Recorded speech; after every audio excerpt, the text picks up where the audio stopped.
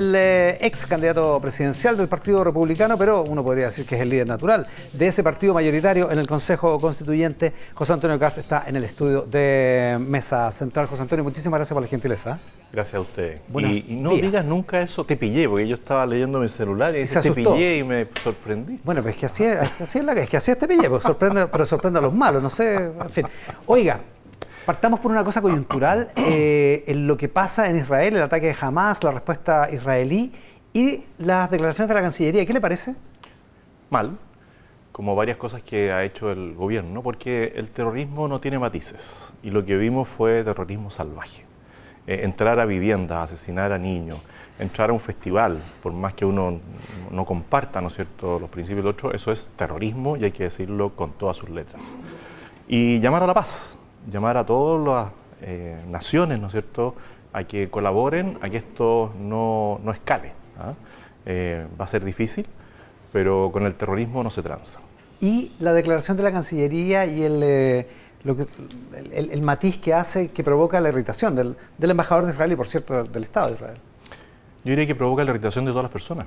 Porque, de nuevo, o sea, imagínense que estamos aquí y de repente entra alguien que tiene una ideología, un pensamiento político, una reivindicación, por muy legítima que sea, y comience a disparar a mansalva. Eso no tiene nombre. Más allá de quien cometa el acto terrorista, eso es inaceptable y eso es lo que yo habría esperado del gobierno. Lamentablemente, el presidente ya en varias ocasiones ha manifestado su animadversión hacia el Estado de Israel y eso también es negativo. El presidente ¿Eso es lo que está detrás del tuit de No sé si en Van este Klaver? caso, yo creo que Van Klaver tiene que navegar en aguas muy difíciles, porque sabe que este mismo presidente no recibió las cartas credenciales del embajador de Israel en su momento, sabe que este presidente tuvo que pedir disculpas a la presidenta peruana después de haberla insultado, ¿no es cierto?, públicamente, y después en la ONU pedir disculpas porque tenemos relaciones permanentes y claramente ahí primó el Estado de Derecho. Y así, en la forma reiterada, el presidente no tuvo las palabras adecuadas hacia el rey de España en su momento. Entonces, las relaciones internacionales no han ido a la par de lo que uno espera de un gobierno. Volvamos a nuestro país y volvamos a la realidad. En una entrevista que aparece hoy en el Mercurio, de Bárbara Vial y Matías Baquit, usted dice que vota a favor, el 17 de diciembre, si es que los expertos respetan lo hecho por el Consejo. ¿Qué significa exactamente eso? ¿Que no haya ningún cambio a partir de ahora? No, que hay etapas que se deben respetar. Los expertos tuvieron cerca de 90 días para redactar un texto que fue acotado, ¿no es cierto? Incluso se establecieron estos 12 bordes tan discutidos, que en realidad los discutidos son 4. Se habla de los 12, pero la verdad es que 8 son aceptados por todos. Después vinieron 120 días del trabajo de los electos, porque los otros, digamos, también que fueron designados por los representantes políticos, pero de una manera indirecta, por lo tanto no representan el sentir de la ciudadanía. Y en ese sentir de la ciudadanía, bueno, Republicanos tuvo una votación importante, no mayoritaria, pero los electos en conjunto, que son 50, en más del 50% votaron unánimemente, o casi unánimemente, por si hay un fast check, ¿no es cierto?, que diga, oye, es el 47%, y el resto se votó por mayorías. Si los republicanos somos 22 en el Consejo, más 11 de Chile Vamos, y las cosas más discutidas se aprobaron por 30, es decir, Chile Vamos. Más que republicanos, digamos. Mucho más que republicanos. Y la mayoría se aprobaron por 33. Y las discutidas fueron 4 o 5 cosas. Ya, pero eso ¿qué significa en el trabajo que emprende ahora de vuelta la Comisión de Expertos? Que los expertos, curiosamente, son expertos de derecha y de izquierda. Es una cosa bien curiosa, porque si era experto no debiera haber líneas políticas que los separen. Pero ya que son expertos designados por quórum político, cuoteo político, bueno, deberían respetar lo que hacen los electos de cada una de las coaliciones. Ya, pero ahí es donde no entiendo lo que significa ese respeto. ¿Que no hagan cambios? No, que pueden observar, sí. A ver, las etapas son 4, básicamente. Expertos, electos, expertos, electos. 5, porque hay una comisión mixta. Eventualmente comisión mixta. Una comisión mixta que, dependiendo de las observaciones que hagan los expertos a un proyecto que a mi juicio hoy día es bueno, es razonable. A diferencia de lo que se rechazó el 4 de septiembre, que ese sí, a nosotros al principio nos trataban de identitarios. Ese era el proyecto identitario. Este es un proyecto que sale después de un trabajo arduo, donde los expertos pueden observar. ¿Sí? Ellos podrían observar, por ejemplo, la cantidad de parlamentarios. Ya. Ojalá la disminuyeran más. No creo que ocurra, pero Poco probable. sería para mí una sorpresa, pero no sería razonable quizás que ellos cambien esa voluntad popular. Puede ser que ellos quieran cambiar algo en el tema de migraciones, pero yo les diría, miren, esto se aprobó por mayoría, la ciudadanía está muy de acuerdo en que se establezca un límite claro al ingreso irregular de migrantes. Ahora, como sea, lo que hagan los expertos necesita el concurso del Partido Republicano, que en la comisión experta tiene un solo voto, pero que en el Consejo tiene esos 22 votos que usted mencionaba. Por eso yo lo llamo a la prudencia. ¿A la prudencia? A la prudencia. O sea que no... Que no se enamoren, que nadie se enamore de su texto. Así como nosotros no nos enamoramos de todas las cosas que queríamos quizás, ¿no es cierto? Que ellos tampoco se enamoren de un texto. ¿Y qué sería intransable para usted? Es que yo, más que hablar de intransables, yo estoy conforme con lo que hay hoy día. Ya, pero acaba de insinuar, por ejemplo, el número parlamentario... Sí, pero es discutible. Es discutible. Por ejemplo, en pero, rigor no hay ninguna razón para 138 o 155. Sí, no, sí hay. No, para el número, para el dígito. Es que el número es importante, porque nosotros lo que planteamos... Un republicano lo puede explicar muy bien. No, pero yo se lo explico feliz. A ver. Lo importante es evitar el fraccionamiento absoluto y darle estabilidad política a nuestro país, que es uno de los grandes temas. Nosotros ya tenemos tres temas. Uno es el estancamiento económico, la inestabilidad política y la inseguridad. En la inestabilidad política, ¿qué es lo que pasa? Se aumentó el número de parlamentarios, se nos dijo que iba a funcionar mejor, que iban a legislar mejor, todo un desastre. ¿Y dónde se producen los mayores desastres? En las esquinas, en las puntas. Y esas puntas se dan en los distritos grandes donde se eligen 8. Ahora se establece un máximo de 6 y un mínimo de 3. Y eso es lo que suma de 138. Y eso al final, cuando tú ves los distritos, da 138. Pero lo importante es que esto no lo va a establecer el Parlamento, sino el CERVEL. O sea, lo vamos a sacar del debate político de la Cámara, y yo te doy, tú me das. No van a aparecer, por ejemplo, esas cuotas como en Atacama, donde el Partido Comunista, curiosamente, insistía con un representante más.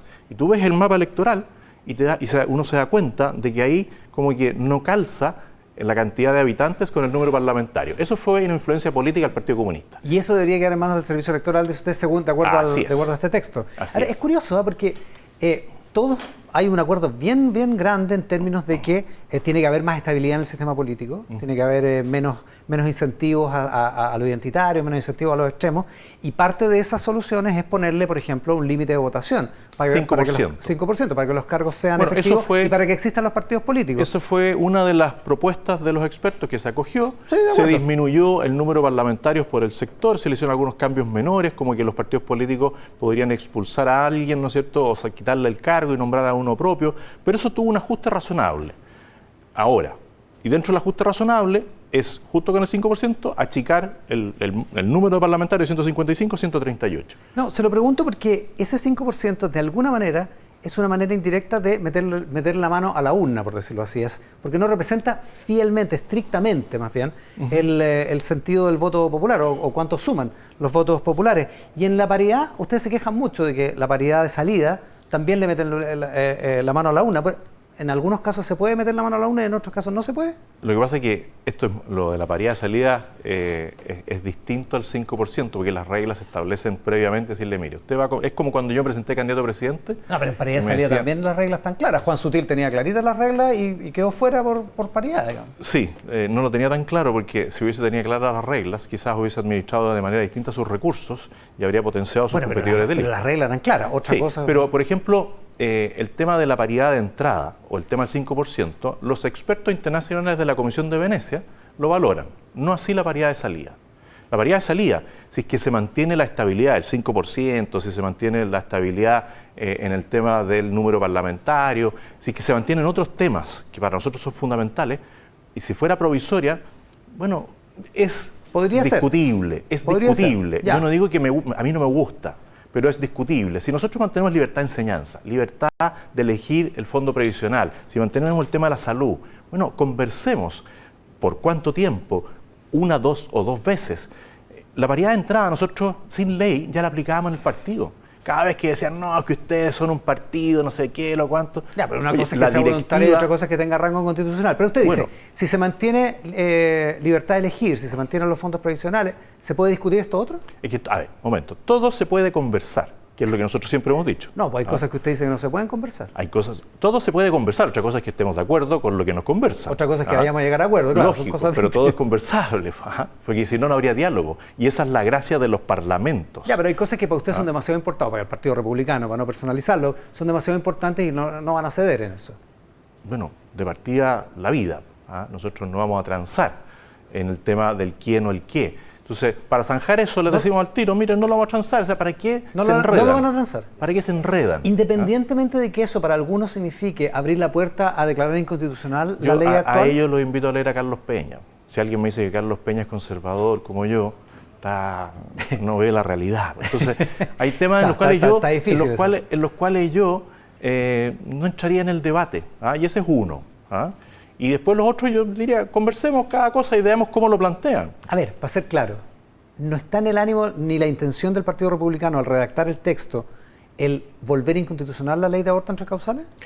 Eso lo planteó Arturo Esquella aquí mismo, en largo debate con, no sé si con usted o contigo, pero...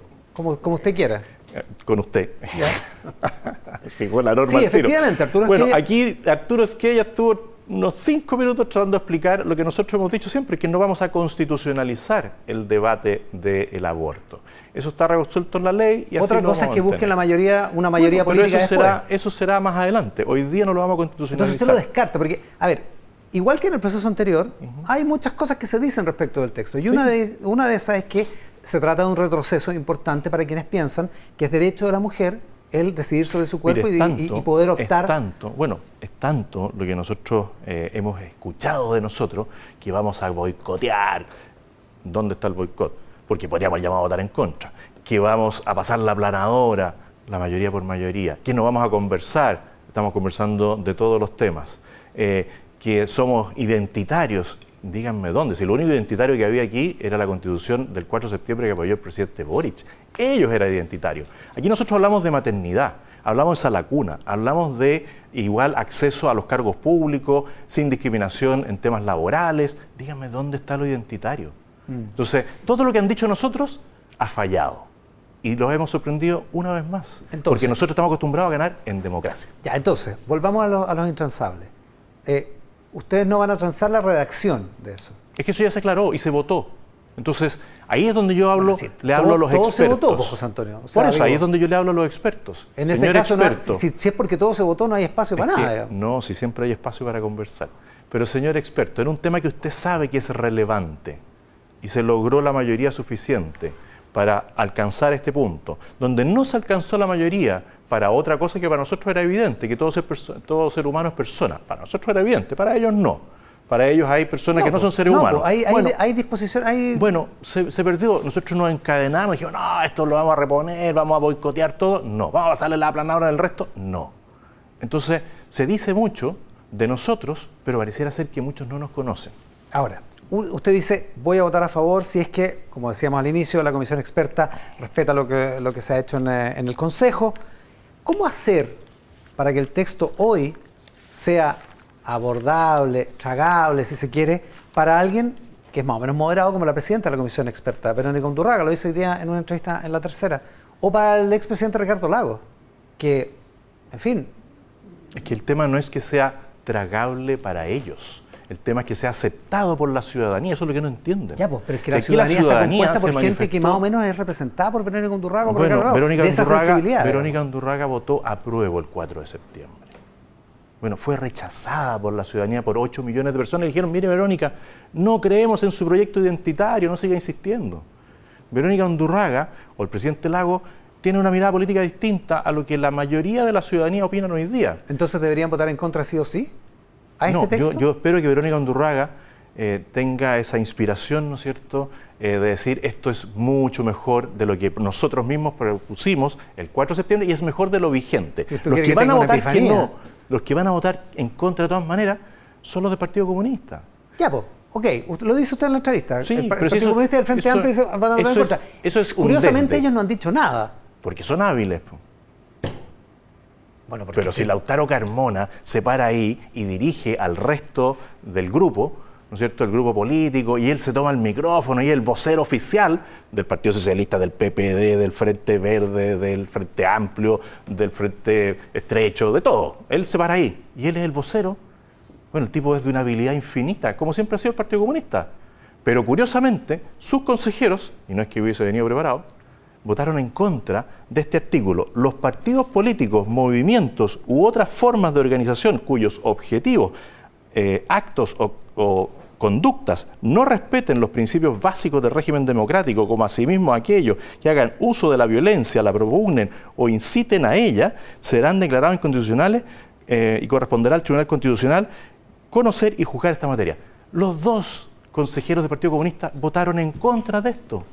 Alguien me va a decir que si ellos no están o sea, si avalan la violencia como acción política, van a votar a favor de este proyecto que moderniza el Estado, que lo saca, que evita la plurinacionalidad, que evita la plurijudicialidad. ¿Tiene sentido tiene sentido que los partidos que propugnan la violencia no tengan rango constitucional? Puede tener sentido, digamos.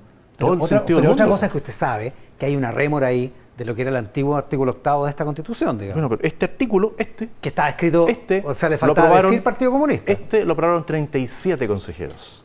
10 se abstuvieron, 3 lo votaron en contra. Los 2 comunistas y el indígena. Es decir, no es una rémora de nada. Esto es mirando el día de hoy. El que propugna la violencia, los que premiaron a los de la primera línea, los que dicen que no hay terrorismo en el sur y los que promueven ese tipo de acciones, claramente no están en el juego democrático. Ya, pero devolvámonos a donde está. Ni un problema. ¿Dónde estábamos? No, que a usted no le gustó esto de que sea tragable para alguien moderado. Para gente moderada, que pudo haber votado a prueba en el 4 de septiembre pasado, el 4 de septiembre del año pasado. ¿No es razonable hacer algo como para que se integren a votar a favor el 17 de diciembre? De todas maneras. ¿Y entonces, los integramos cómo en la hacerlo? modernización del Estado, yo creo que estamos todos de acuerdo. En el resguardo de los fondos previsionales, yo creo que todos estamos de acuerdo, porque yo creo que ni siquiera Verónica Undurraga quiere que le quiten sus ahorros, como decía Daniel Stingo, porque es su platita. Es que una cosa es la platita de uno y otra cosa es lo que uno piensa que es mejor para el país, digamos, son cosas distintas. Ahora, Verónica Undurraga, así como está el texto hoy, dice que votaría en contra. Bueno, bien entonces, por ella. ¿cómo hacer para traer a ese tipo de gente? Bien por ella. O para traer al Partido Socialista, por ejemplo. ¿Usted cree que es posible eso? Yo creo que sí, porque la presidenta del Partido Socialista, antes de aparecer en la puesta en escena dirigida por el director de orquesta Lautaro Carmona, dijo que ella se arrepentía de no haber sido radical con la violencia después del 19 de octubre. Lo reconoció y eso yo la felicité en un acto que tuvimos en conjunto en Concepción. Le dije, qué bien, pero ella no ha dicho nada de esto. Ella debería pronunciarse hoy día y decir que es inaceptable que el Partido Comunista no quiera erradicar la violencia de la acción democrática. Debería decirlo. Ella debería estar de acuerdo en la modernización del Estado. Esa división entre el PS y el Partido Comunista es el sueño erótico de cierta derecha, digamos. Lo hacían en una entrevista en La Segunda el otro día. Sí, no vi esa película. Ajá. No, pero lo dijo el otro día.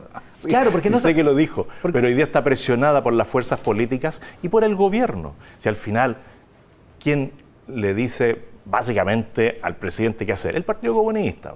Entonces el presidente que a lo mejor en algún momento dice, mira, tienen razón, proscriamos la violencia, pero después le aparece el fantasma del Partido Comunista y dice, no te atrevas. Y ahí tiene a su ministro de Educación, a su ministro del Trabajo y a otros ministros más.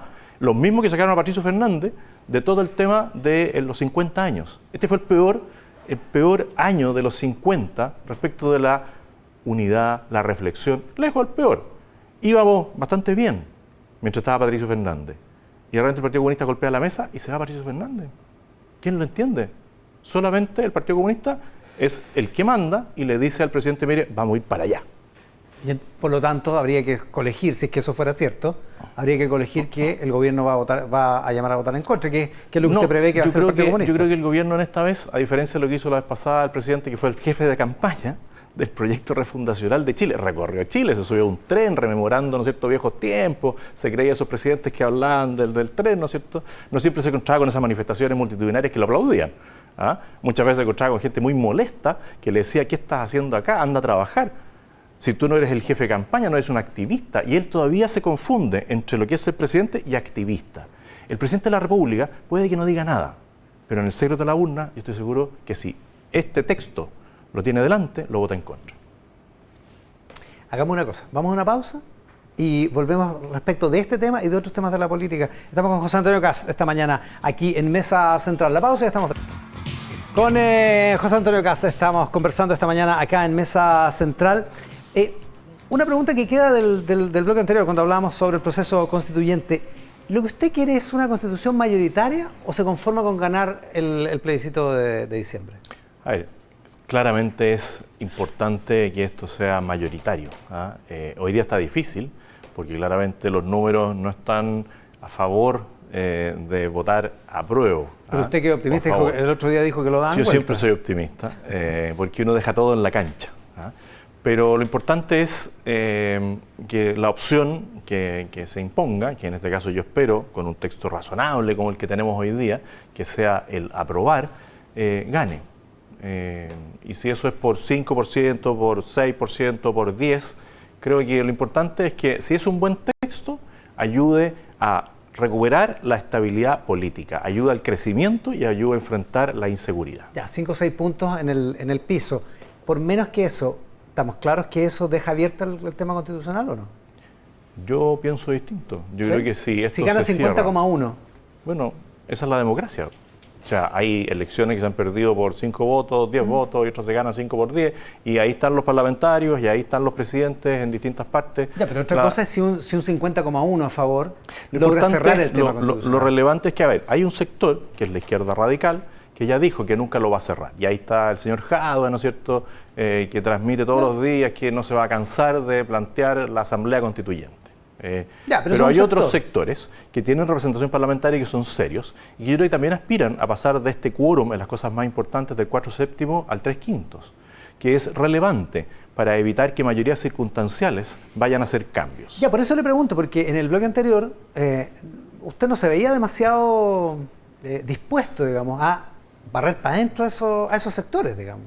No, yo creo que ellos... O sea, usted dice, Verónica Undurraga votó a prueba y, sí. y nunca va a votar a favor de esto. No, dije que el presidente Boric, Verónica Undurraga, yo creo que con sus conocimientos y todo va a evaluar y va a decir, ¿esto es mejor que lo que tenemos? Es mejor que lo que tenemos. Ya, pero de alguna manera se lo tiene que hacer un poco más amable, ¿no? Que somos muy amables nosotros. Sí, pero amable en términos políticos.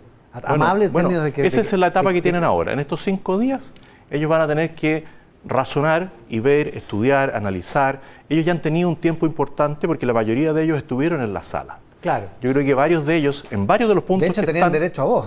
Claro, y lo utilizaron. Y yo creo que lo utilizaron bien porque fueron poniendo sus puntos. Pero así como hoy día decimos que hay un 50% que se votó con no con la unanimidad, con mayoría alta, sobre 45%, ¿no es cierto? Porque tenemos este artículo de la violencia que lo votaron en contra los 2 comunistas y el indígena. La mayoría de los consejeros expertos también opinó y tuvieron una opinión favorable a muchas de las observaciones que se hicieron. Por lo tanto, yo espero que prime esa razonabilidad que se dio en el Pleno, que también decir que hay que agradecerle a la conducción que tuvo Beatriz Sevilla, que estuvo impecable, con Aldo Valle. Estuvieron, pero muy bien.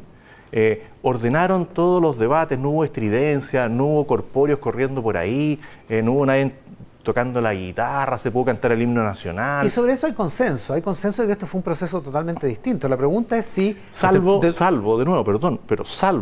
en aquellos más radicales que siguen reivindicando el proceso anterior y algunos llegaron incluso a decir que iban adelantados a los tiempos, que la gente no había entendido lo que querían hacer. Ok, pero hay un cierto consenso, por lo menos, respecto de que las formas fueron totalmente distintas en este segundo proceso. Pero no era evidente. El punto es que para algunos, la posición del Partido Republicano, con sus posiciones, equivale a las posiciones que tenía la lista del pueblo en la convención anterior. No tiene ninguna comparación. No tiene ninguna comparación, porque la lista del pueblo quería un país plurinacional, judicial, evidente que quería otras cosas distintas monoeducacional, y eso lo hicieron con estridencia. Si vemos cómo fue el cierre, bailando en las ruinas en Antofagasta. O sea, no tenemos nada parecido nosotros al Frente Amplio, somos muy distintos. Jamás vamos a avalar la violencia. Ellos avalaron la violencia. De acuerdo, pero no son las posiciones del Partido Republicano el espejo de lo que fueron las posiciones de la izquierda en la convención. La izquierda que era mayoritaria en la convención. No, para nada. O sea, cuando nosotros nos dicen cuáles son las principales urgencias del país y decimos delincuencia, eso es lo que todo el mundo dice de Arica a Magallanes, ¿Qué es lo que hace este texto constitucional? Enfrenta la situación de las víctimas, que ahora a futuro, porque la Constitución no es la solución, no es la varita mágica, pero a futuro van a tener defensoría de las víctimas. Va a haber un tribunal supraterritorial, va a haber una fiscalía anticorrupción con resguardo para los fiscales, va a haber expulsión de los inmigrantes, va a haber muerte civil para los terroristas. Bueno, todo eso es de todo razonable que esté en la Constitución. En temas económicos, la modernización del Estado, llora.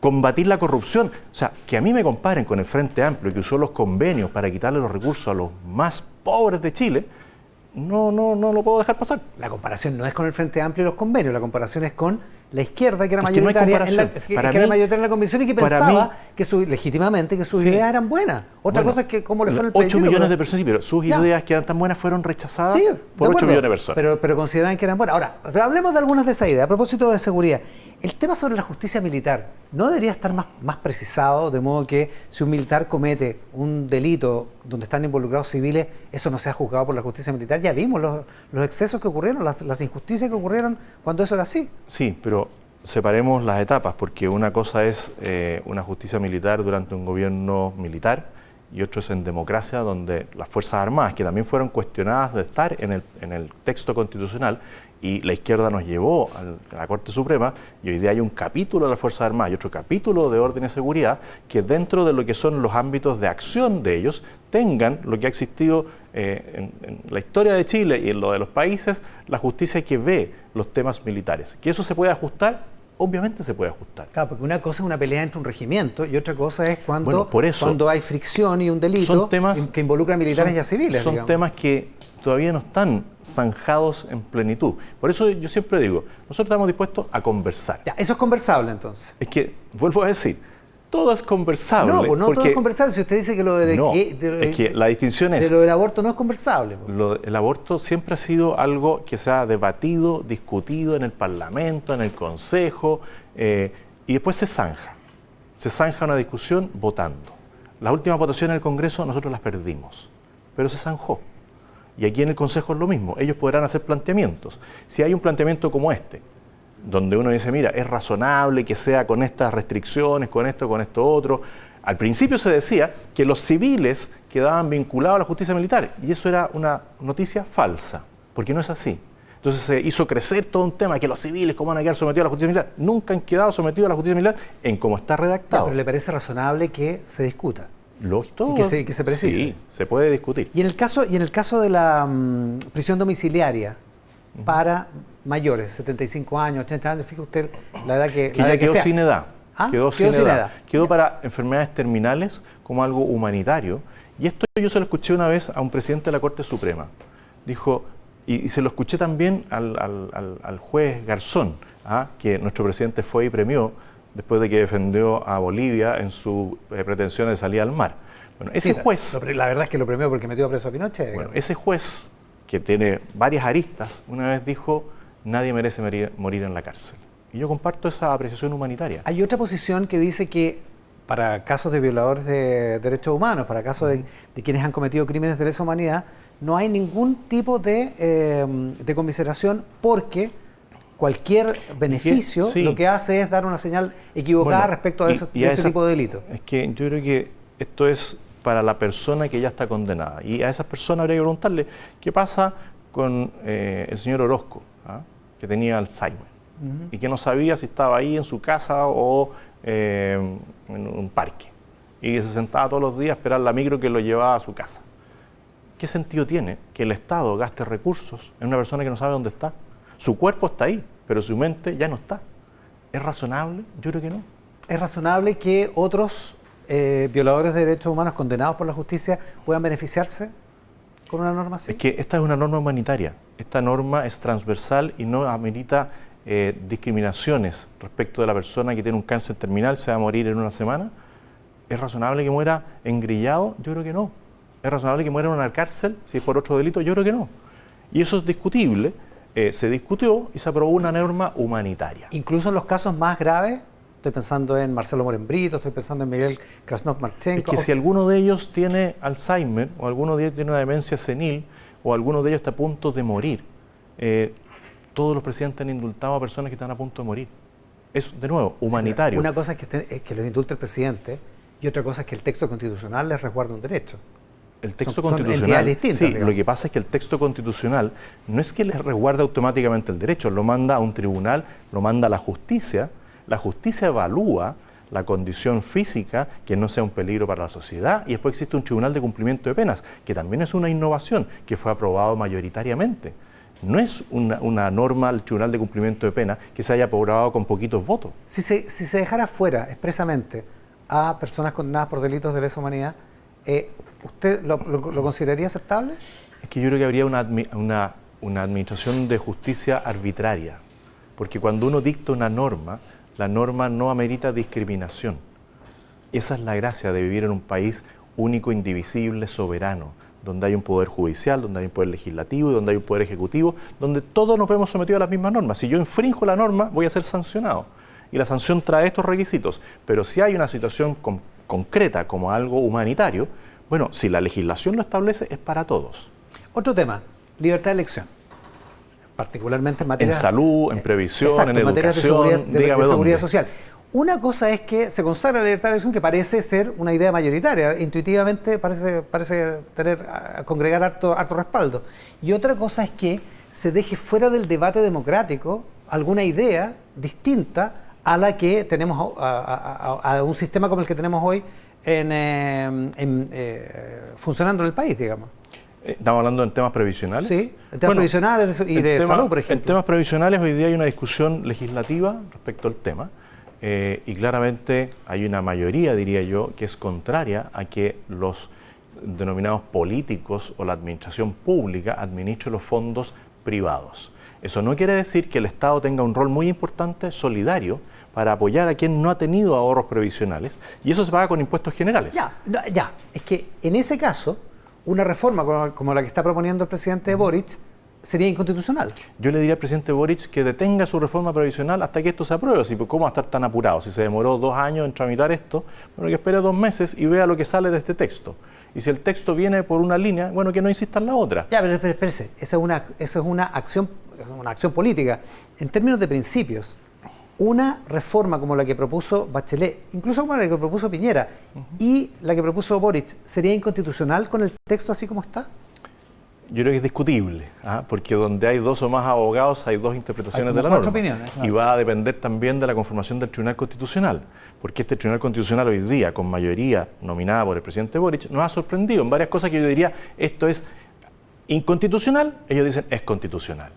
Entonces, no hay no está escrito en piedra, como Pero diría. ¿no sería sensato dejar que la deliberación democrática se encargara de esos asuntos? Así como ustedes en el tema del aborto dicen, más adelante vamos a buscar las mayorías políticas para derogar esa ley. Es que yo creo que estuvimos tan cerca del abismo, el 4 de septiembre, con personas que suponía que eran razonables, como el señor Daniel Stingo, y que es capaz de decirle a alguien que no eran sus ahorros, y que él tenía que pensar en los demás y que su 10% que le habían retirado todos los meses lo iba a tener que compartir. Aparte de haber pagado impuestos a la renta, IVA, combustible, contribuciones, patentes, una serie de impuestos, herencia, timbre y estampilla, además le iba a quitar su 10%.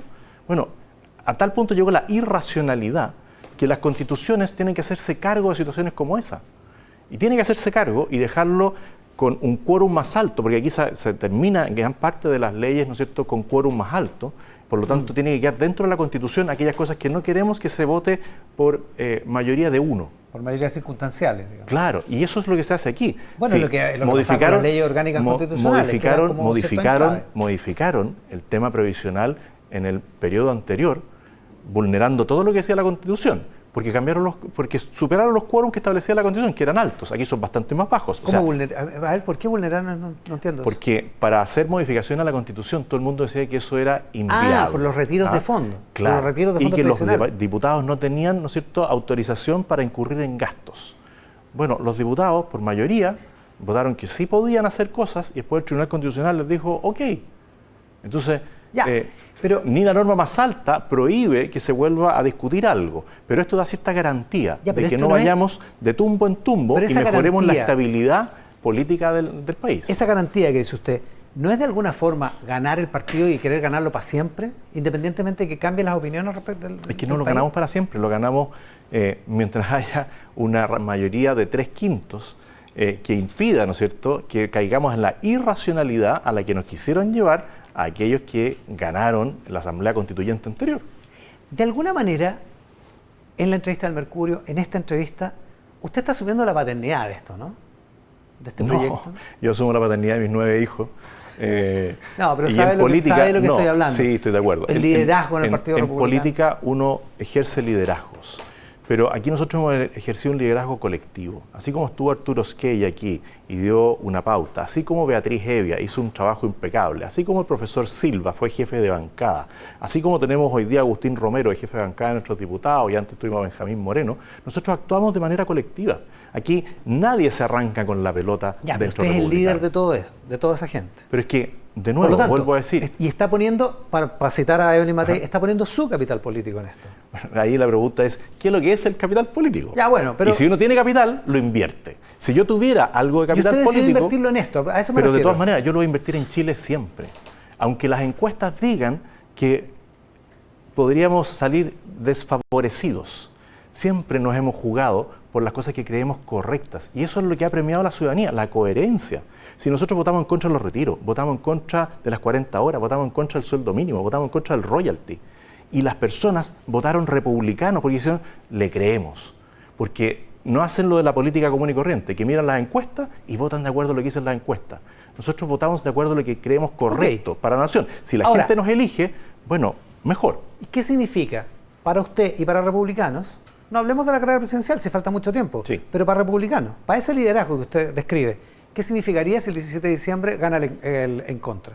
Bueno, que la gente no estimó conveniente lo que se había realizado, no estimó conveniente el trabajo que hizo Republicanos para mejorar un texto de los expertos, que no fue razonable plantear la defensa de el tema previsional, la libertad de salud, la libertad de enseñanza, que hoy día al menos se garantiza y vamos a tratar de eliminar la tómbola. Ya, pero si el país no está de acuerdo. Bueno, será el país el que tome la decisión. Nosotros somos respetuosos de las decisiones que tome la ciudadanía. Bueno, pero es que era que no. Pues, ya. No, te pregunto, ¿qué significa para ustedes? ¿Qué significa para usted en particular, como líder de la Una etapa más. Nosotros nunca hemos puesto nuestro capital, o sea, nuestra proyección política en una u otra elección. Nosotros perdimos en la elección inicial, ¿no es cierto?, de la Asamblea Constituyente, y al día siguiente estábamos en la calle trabajando, diciéndole, miren, no nos parece. Cuando se empezaron a votar las cosas, salimos a terreno a decir, mire, esto es lo que se está votando. Hicimos la gira por la verdad. Yo en abril del año 2022 estaba en Rengo, diciéndole, mire, esto es lo que se votó. Yo no comparto lo que se ha votado hasta ahora, le planteo algo distinto, que rechacemos y hagamos que el gobierno entienda. Bueno, ocurrió algo distinto. Nosotros no queríamos este proceso y lo dijimos fuerte y claro. Nosotros estuvimos en contra, pero una vez que se aprobó la ley, una vez que se plantean las elecciones, nosotros dijimos, vamos a estar para trabajar desde dentro para mejorar las cosas. Nos queda un minuto. Hablemos de la elección en Argentina. ¿Por qué usted apoya a Javier Milei? Porque Argentina tocó fondo. Argentina no tiene vuelta. Argentina aprobó un gobierno de centro-derecha que no pudo hacer los cambios y lleva gobiernos de centro-izquierda y de izquierda que la han llevado al fracaso y a la miseria. Yo creo que Milei tiene una gran oportunidad y a pesar de que quizás no gane en primera vuelta, e incluso aunque no ganara, ya hizo el trabajo de remecer la conciencia de los argentinos y decirles que hay que terminar con la corrupción masiva en política. Independientemente de que piensa cosas y propone cosas con las que usted no podría estar de acuerdo. Digamos, ¿no? Bueno, hay muchos liderazgos en el mundo que tienen ciertas posturas que yo no comparto, pero hay algunas en las que coincidimos. Y si hay algo en lo que coincidimos con Milei es sacar a la gente de la miseria y terminar con la corrupción en la política. Aunque sea con herramientas equivocadas, en su opinión. Es que dependiendo de qué herramientas estemos hablando, porque él tiene un desafío igual que nosotros en temas económicos y en temas de seguridad ciudadana. Y creo que en esos temas, él en lo económico no tiene comparación con nosotros porque ellos no tienen Banco Central independiente, tienen una imprenta. O sea, cuando él dice cerremos el Banco Central, no está pensando lo mismo que diría alguien en Chile. No son comparables las realidades, es lo mismo que ocurre en otras naciones, no son comparables, Chile es distinto. ¿Y en términos valóricos?